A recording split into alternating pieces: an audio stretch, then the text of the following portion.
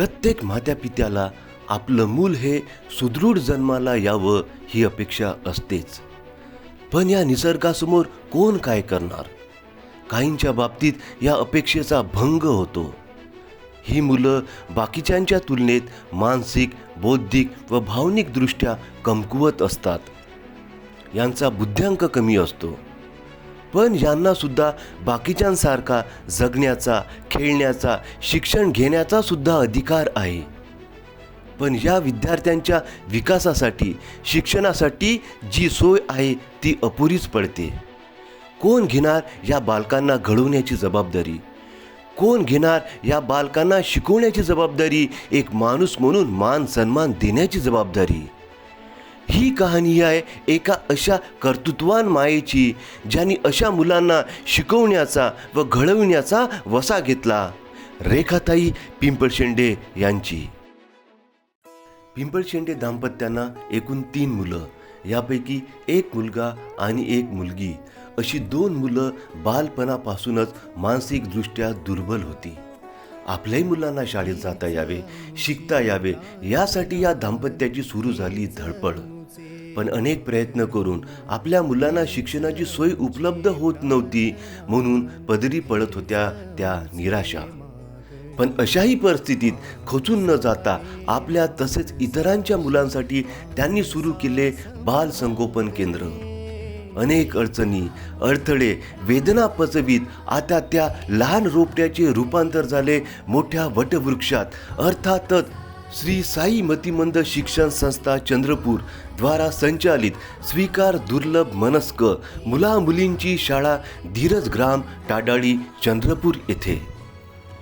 आता ही मुलं शिकतात, वाचतात, लिहितात, सुंदर सुंदर चित्र काढतात, वेगवेगळ्या कलेच्या माध्यमातून आपल्या अबोल भावना व्यक्त करतात.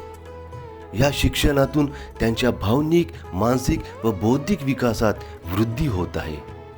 ही मुलं स्वतःची कामे स्वतःच करतात. कोणी भाजीपाला काढतो तर कोणी स्वयंपाकात मदत करतो. ही मुलं छान छान गाणी म्हणतात, पसायदान प्रार्थना म्हणतात, हसतात, खेळतात, रडतात सुद्धा, पण एकमेकांना मात्र जपतात.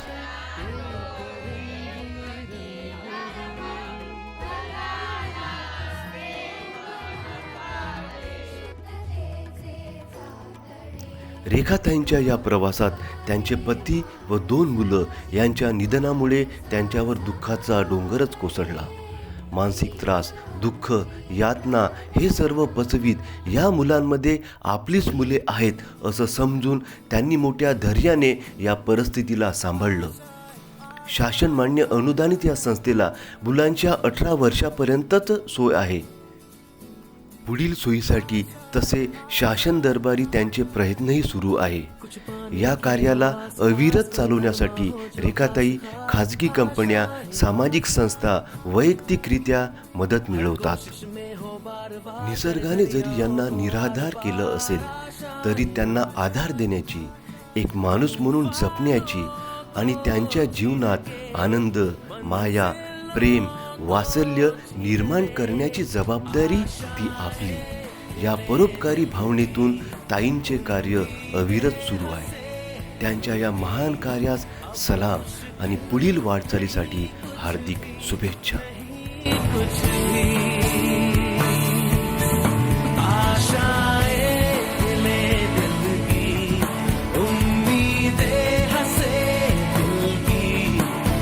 मुश्किल नहीं कुछ भी.